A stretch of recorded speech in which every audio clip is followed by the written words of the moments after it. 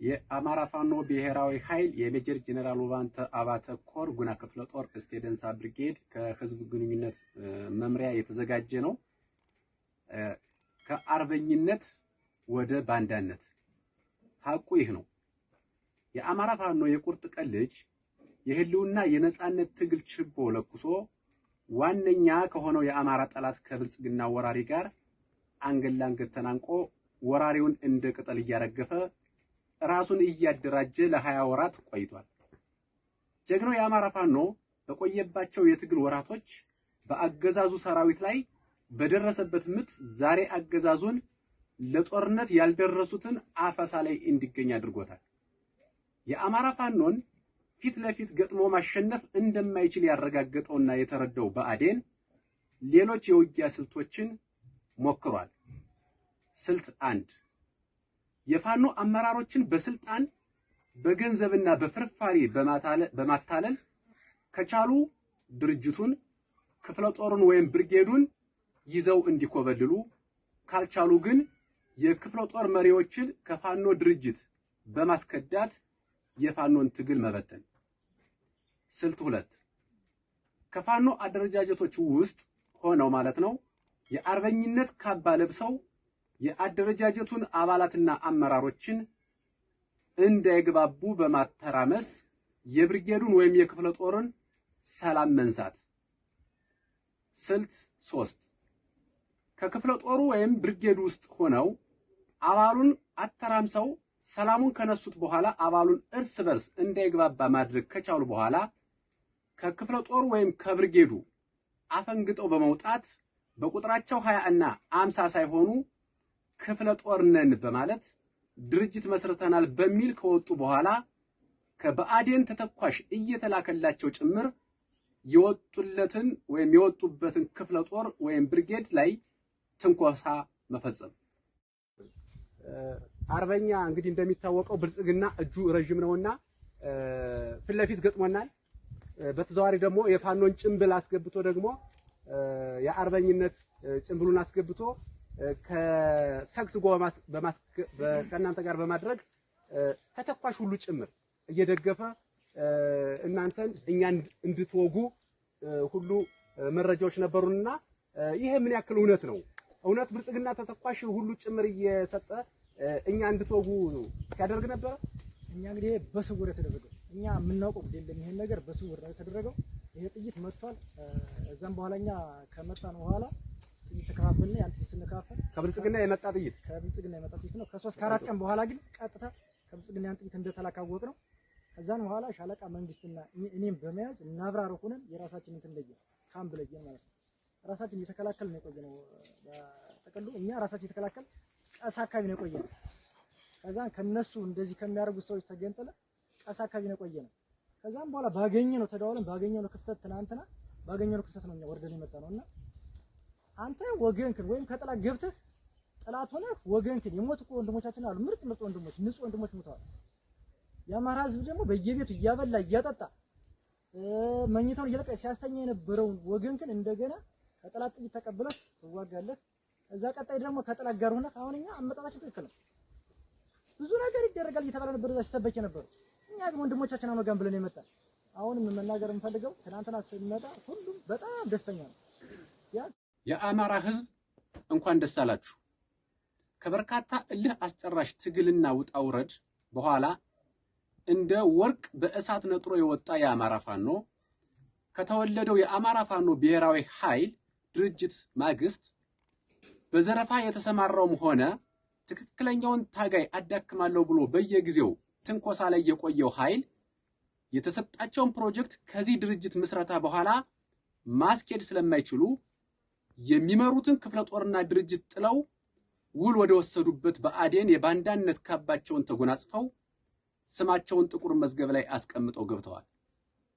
ለአብነት ከሃዲው ጸዳሉ ደሴን ብናነሳ ጸዳሉ ደሴ ንጹሃንን በመረሸን ባንክ በመዝረፍ ሰው በማገትና በመድፈር ከእውነተኛ ታጋይ ላይ ትንኮሳ በማድረግ ወደር የሌለው ከዳተኛ ወደ ብልጽግና ክፍለ ጦሩን ይዤ እገባለሁ ቢልም ባለመሳካቱ 14 አባል ብቻ ይዞ ሲቀላቀል በሁለተኛ ደረጃ የራሱ ባጃጅ የሚያሽከረክራት ቆራጡ በተሰኘች ባጃጅ ጥቅስ ቅጽል ስም የተጠራ በወቅቱ በእስቴ ደንሳ ብርጌድ ከሚመራው አንድ ሻለቃ የፋኖ አባላቱ በሚሰሩት ጀብድ ስሙ በዘፈን ተጋኖ የተነሳው ይኸው የባጃጅ ጥቅስ የያዘው በለጠ አንዳርጌ በትግል የወጣለትን ስም በማስመሰል ወገቡ የተቆረጠው የባጃጅ ላይ ጥቅስ ስም የያዘው ቆራጡ የተባለው ባንዳ ከብልጽግና በወሰደው የአፍራሽነት ውል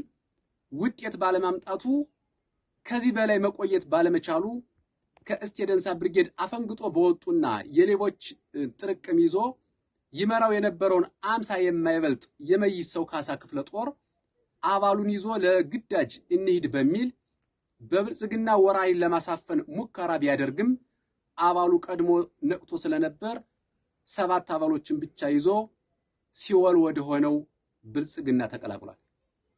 በሶስተኛ ደረጃ የራስ ጉና ክፍለ ጦር አባሉን ሳይዝ ብቻውን የአፋድ ድርጅት አካል የሆነው አማኑኤል ሞላ አሁንም አባል ይዤ ወደ ብልጽግና እገባለሁ ብሎ የህልም ቅዠት ሆኖበት ብቻውን በባጃጅ ተደብቆ ወደ ብልጽግና ፈርጥጦ ገብቷል። በጥቅሉ ከፋኖ ድርጅት ሆነው የማስኮብለል ስራውን የሚሰሩ እነ ፕሮፌሰር ጌታ አስራድና እያሱ ሲሆኑ ከበአዴን በኩል የኮበለሉትን ባንዳዎች የሚቀበሉ አስከጅ ቅልብ ካድሬ እንዲሁም ማረጋገጥ እንዳለ ማረጋገጥ ይችላል። ለመኮብለል መንገድ ላይ ያሉና በዝግጅት ላይ ያሉ እንዳሉን መረዳት አያዳግትም። በቅርብ በሚዲያ ለማንሳት እና ለማሳየት እንደሞከር ነው ከብሔራዊ ድርጅቱ የነበሩ ከህዝባዊ ድርጅት የነበሩ በትነውት የሄዱትን የክፍለ ጦር አባሎችና አመራሮችን ወደ አማራ ፋኖ ብሔራዊ ኃይል የሜጀር ጀነራል ውባንተ ኮር ስር ከሚገኙ የክፍለ ጦርና የብርጌድ አመራሮች አደረጃጀቶች እየተቀላቀሉን ይገኛሉ። በአጠቃላይ ይህ ምዕራፍ የአማራ ፋኖ ነጥሮ የሚወጣበት ትክክለኛውን ታጋይ ለይቶ ይዞ ጠንካራ ነፋስ የማያወዛውዘው በአሸዋ ላይ ሳይሆን በአለት ላይ የተመሰረተ በተሰዉ ወንድሞቻችን ደም የተገነባ የአማራ ፋኖ ብሔራዊ ኃይል ባዘጋጀው ሰፊ ቤት ከብሔራዊ ኃይሉ ውጭ የሆኑ የፋኖ አባላት ወደ ሰፊው አዳራሽ በመቀላቀል ስልቱን እየቀያየረ ቆሳስሎ የሚገኘውን የብልጽግና ወራሪ በማጠናቀቅ ሀገር የምንረከብበት የዝግጅት ምዕራፍ ላይ እንገኛለን። ህዝባችን ይህን ምዕራፍ የሚወዛገብበት ሳይሆን ተስፋ ይዞ የድል ብስራቱን የሚጠባበቅበት ወቅት በመሆኑ ደስታችን ሩቅ አይሆንም። በድርጅት ውስጥ ወይም በትግል ጊዜ በፍርፋሪ የሚታለሉ ከሃዲ ባንዳዎች ይፈጠራሉ። እነሱም ከነጻነት ማግስት በእኩይ ግብራቸው ታሪካቸው ጠፍቶ ረክሰው ዳብዛቸው ይጠፋል። እንዲህ አይነቱ ክስተት ለአማራ ፋኖ የቁርጥ ቀን እውነተኛ ታጋይ ብርታትና ጥንካሬ እንጂ ትግሉን ወደ ኋላ የሚመልስ አለመሆኑን ህዝባችን ተረድቶ ይልቁንስ በደስታ በአዲስ መንፈስ ትግሉን እንደተለመደው አጠናክሮ እንዲቀጥል ጥሪ በዚህ አጋጣሚ እናቀርባለን። 4 እንዲሁ ከብልጽግና ጋር ውል የወሰዱ የአርበኝነት ካባ ያጠለቁ ፋኖን ከህዝብ መነጠያ የመጨረሻው ፕሮጀክት ዘራፊ ኃይል መፍጠር ነው። እንዲህ የፋኖ የአርበኝነት ካባ ለባሾች ባንክ ወይም ተቋማትን ይዘርፋሉ፣ ተሽከርካሪ፣ አርሶ አደርና የከተማ ነዋሪ ያግታሉ፣ በከፍተኛ ብርም ይለቃሉ፣ ከፊሉን ይረሽናሉ። ይህ ፕሮጀክት ፋኖን ከህዝብ መነጠያ የመጨረሻው ፕሮጀክት ነው። ግን አልተሳካላቸውም። ከስራው ብትንትናቸው ወጥቷል። የአማራ ፋኖ አንድነት በጎንደር የሜጀር ጀነራል ውባንተ ኮር አንድ ማለት ነው የጉና ክፍለ ጦር እስቴ ደንሳ ብርጌድ እዚህ ቦታ ላይ ነው የምንገኘው። ስለዚህ ይህ ብርጌድ እንደ ብርጌድ፣ ክፍለ ጦር እንደ ክፍለ ጦር፣ ኮር እንደ ኮር ሰሞኑን እየሰራቸው ያሉ ስራዎች አንዳንድ አባሎቻችን ላይ ስርዓት አልበኝነት በተፈጠሩና በፈጠሩ አካላት ላይ እርምጃ እየወሰድን ነው የምንገኘው። እና ሰሞኑን አጠቃላይ አለምበር በተባለው ቀጠናም በተመሳሳይ እዚህ ጉና ላይ አዳራ ተብሎ ከሚጠራው እስቴ ወረዳ ቀበሌ ላይ የሚገኙ ማህበረሰቡን የሚያንገላቱ ልጆችን የፋኖ አባሎች ላይ እርምጃ እየወሰድን ነው የምንገኘው። አውደ ውጊያዎችንም አድርገን እስከ መደምሰስ ድረስ ደርሰናል። የሚመከረውን ስንመክር ቆይተናል። እምቢ ያለውን ግን በኃይል ጭምር እየደመሰስን ነው የምንገኘው። በዚህ አውደ ውጊያም እነዚህ የምታዩዋቸው የፋኖ አባሎች አፋድ ወይም ህዝባዊ ድርጅት ተብሎ ከተቋቋመው ያሉ ልጆች ናቸውና በምርኮ የተያዙ ናቸው። እስኪ ራሳችሁን እያስተዋወቃችሁ በምርኮ ነው የመጣችሁና በአውደ ውጊያው ያላችሁበትን ጦርና ራሳችሁን እያስተዋወቃችሁ ያለውን ሁኔታ ጠይቃችኋለሁ። ወንድሜ ማን ነው ስምህ? እኔ ብሩክ ካሰው። ኃላፊነት ምንድን ነበር? ዲሽቃ ተኳሽ። በጣም ጥሩ። ከዚህ በተጨማሪ አሁን ለእናንተ የሚያስረዷችሁ አሁን የህዝባዊ ድርጅቱ ላይ አፋድ የተባለው ምንድነው የሚያስተምሯችሁ? ምንድነው የሚያስረዷችሁ? እሱ የአማራ ህዝባዊ ድርጅት የሚለው በዓለም አቀፍ እውቅና እንዳገኘ ነው ለኛ የነገሩን ያለ ነበር። ያኛው አንድነቱ ድርጅት ነን እያለ ግን ገና ድርጅት አልመሰረቱም። እንደኛ እንኳን ድርጅት አልመሰረቱም። እኛ ከመንግስት ጋር እንኳን እስከ ፌደራል መንግስት ድረስ እውቅና አግኝቷል።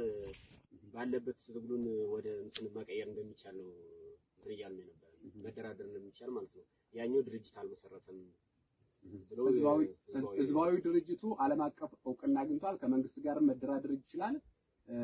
ይሄንኛው ግን ሽፍታ ቡድን ነው፣ አንድነቱ መደምሰስ አለበት ብላችሁ ነው እኛንም እየገጠማችሁ ያለ ማለት ነው። በዚህ ልክ ነው እያስተማሯችሁ ያለ። ስለዚህ እውቅና ያለው ዓለም አቀፍ እውቅና ያለው ድርጅት ከሆነ ከመንግስት ጋር የሚደራደር ድርጅት ከሆነ ዘረፋ ስራ ላይ ሰው ማገት ላይ ደግሞ ተሰማርቷል። እናንተ አጋጣሚ አንተ ያለበት ጸዳሉ ካለበት ክፍለ ጦር ላይ ነው ያለው አይደል? ስለዚህ እስኪ ያለው ነገር የዘረፋ ሁኔታ እና ሰው ማገት እንዴት ነበር ሲሰሩ ነበር? እሱን አሁን እኛ ባነበርንበት አለምበር ከተማን አቋርጠን ስናልፍ በሱ ውስጥ የምትመራ ሻምበል ነበረች። ወንድሙ አብሮ ያለበት ማለት ነው። የሱ ወንድም ነው የሻለቃ ጸዳሉ ወንድም ዘመን ይባላል። ለክሷ ሻምበሏ እኛ በስጠን አስፋልቱን አቋርጠን እየሄድን እያለ ከተማ ውስጥ ገብተው ታክስ ምናምን እንደጀመሩ ልክ ባንክ ቤት ውስጥ ገብተው አለምበር ከተማ ማለት መጋቢት 19 ማለት ነው። እሺ ልክ እዛ ባንኩ ተዘርፎ በቀጣይ ቀን በሆነች ሶስት ስናይ ብር በኪሻ ተሸክመው ምናምን አየናቸው። የባንኩም ብር አውጥተው በኪሻ ተሸክመው ነው ዞት ወጥተው ይሄዱ። ሰው ታግታላችሁ፣ ያለው ነገርስ እንዴት ነው?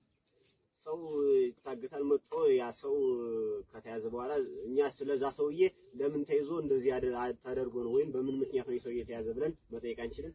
መጥቶ ከሳምንት በኋላ ምናምን ከቆየ በኋላ ነው ብር ከፍሎ ሲሄድ ብናቅ እንጂ እኛ ያንን ማብራራት ለመጠየቅ እኛ ላይ ሪስክ ስለሚኖረው አንጠይቅም። ባንክ ቤት ለምን ተዘረፈ ብለን እንኳን ብንጠይቅ እኛ ላይ ሪስክ ስለሚያጋጥመን ዝም ነው እንጂ እርምጃ ይወሰድባቸዋል። ድል ለአማራ ፋኖ ብሔራዊ ኃይል፣ ክብር ለተሰዉ ሰማዕታት ወንድሞቻችን። ግንቦት 13 2017 ዓ.ም። አመሰግናለሁ።